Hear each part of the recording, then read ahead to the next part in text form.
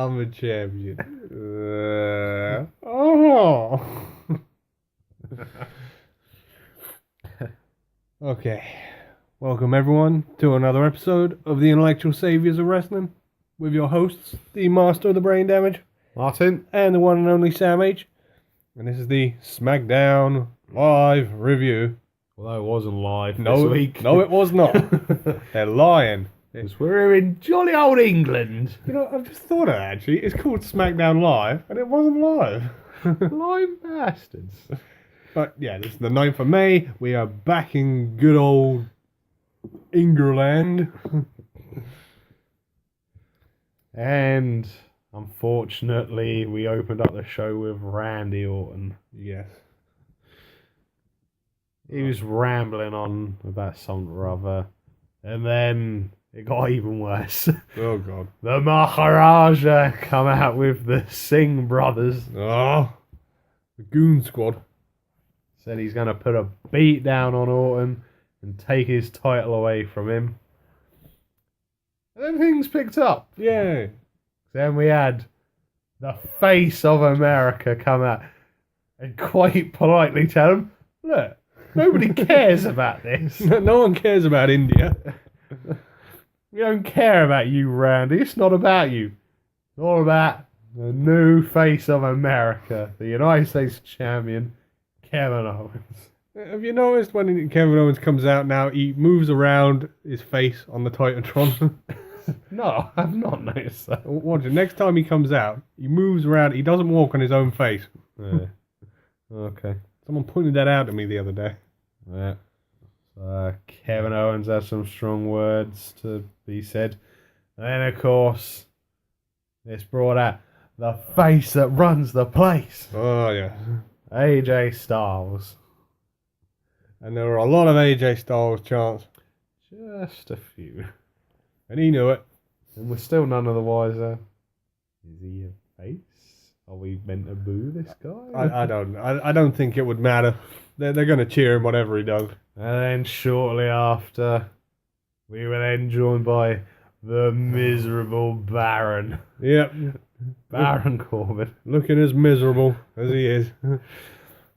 He started to walk down to the ring, and he got attacked by Sami Zayn. Good on him. Yeah, and then there were a few words exchanged backwards and forwards, and then somebody backstage made it a 6-man tag match for later on that night. We still would like to know who is in charge of SmackDown Live. Because Shane McMahon wasn't there. Nope. Daniel Bryan's on maternity leave. Yep. Or paternity leave, I should say. No, we'll stick to maternity. So who is running this show? Who is the mystery GM?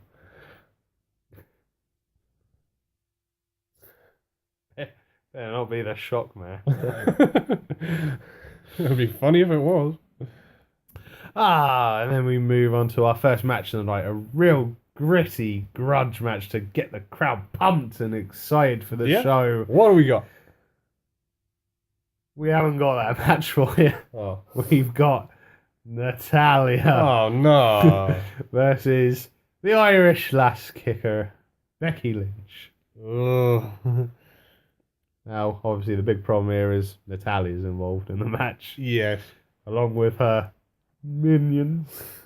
They've now been collectively known as the Welcoming Committee. Ooh. Yeah. Must have taken them hours to come up with that one. Yeah, so as Becky was coming out... Oh, no, sorry. No. Becky got a special introduction from the SmackDown Women's Champion, Naomi. Yeah. And then after Becky got to the ring, Charlotte then come out and said, I don't need an introduction. No, she does not.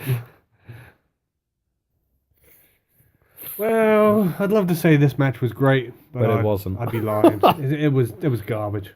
Just, Yeah. They tried their best. Yeah. And then there was a argument going on at ringside between Charlotte and Naomi, and it caused a distraction. Yes. And Natalia capitalised on it. Yeah, she picked up the win with a roll-up. Yep. Then it got into an argument backstage between the three of them. And then Becky got involved and said, look, let's just cut out all this rubbish. We've got to join forces to take these idiots down. And it was made a 6-man tag at Backlash. Yeah. Just like I called it 2 weeks ago. So, WWE pay-per-view? No women's title match. Nope. Who would afford it? And the thing I'm confused about is, like, how are they going to be able to work together? Yeah, there is that. We still haven't established if Charlotte is a heel or a face or not since moving to SmackDown. Yeah. Can you really trust her? Who knows? Who knows? Indeed. Oh, and then we had a segment backstage with your favourite, Oh. the Hype Machine, Ugh. Mojo Rawley, showing off the Andre the Giant Battle Royal trophy to some local kids. To be honest, I wasn't paying too much attention to this because I couldn't hear him over the sound of me swearing at him and calling him a goon. Although I did laugh when the kid kicked him and knocked his hat off. I mean, why does he need a hat that has his own name on it? And what is with the name Mojo? Did his mum want to call him Mo and his dad want to call him Joe? And they just compromise? Maybe. Get this goon off my TV. Hype machine. Ugh. Next. We have a match. And apparently this is now a rivalry, It is? allegedly. Eric Rowan versus Luke Harper. Ah, they're finally doing this one, huh? Yes. I feel like we've seen it before. Because we have. Yeah, that's right. Yeah, this match wasn't bad. It was one of the better fights of the night. Yeah. Backwards and forwards action between the two hairy men. Hairy. The battle of the beards.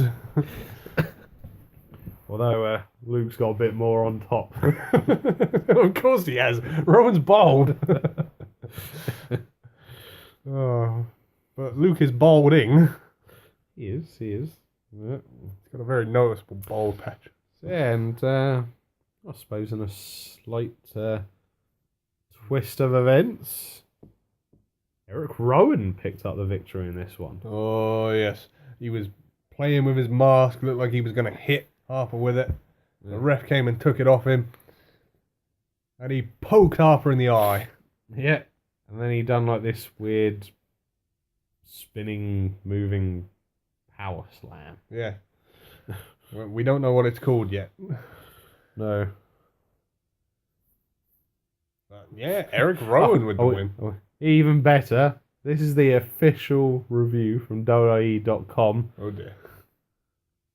Rowan snuck in a thumb to Harper's eye behind the official's back before finishing off his former brother with an incredibly impressive power maneuver. What?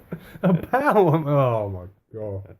Yeah, there it is. That is terrible. A power maneuver. Really? They got the creative department on 20 grand a year, and they come up with a power maneuver.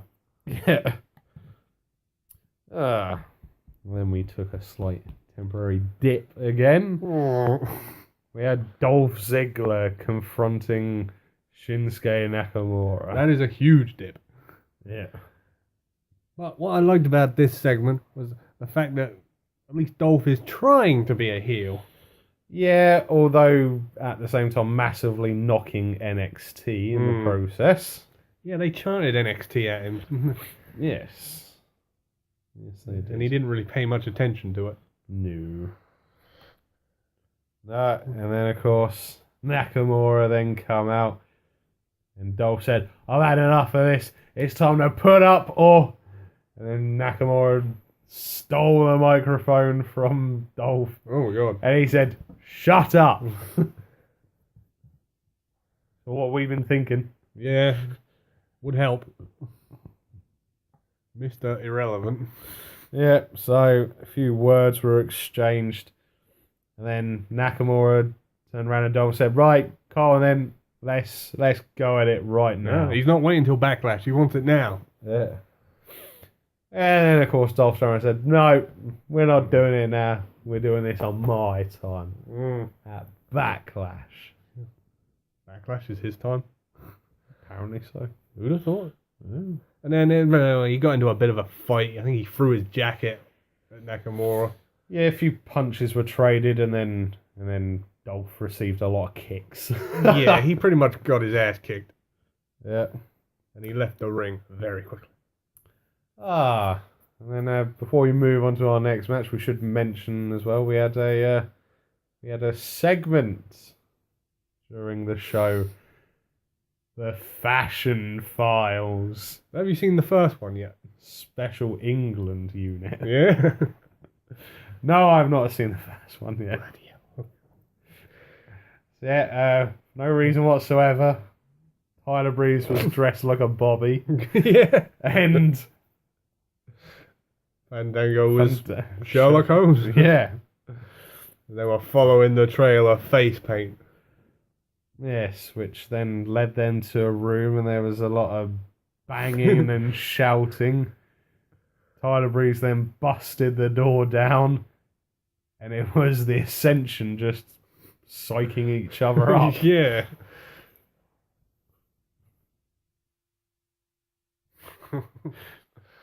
Yes. So, and then that match was next. Yep. From what I can remember, it didn't go on for very long. It was a very short match. The Ascension didn't get a lot of offense in.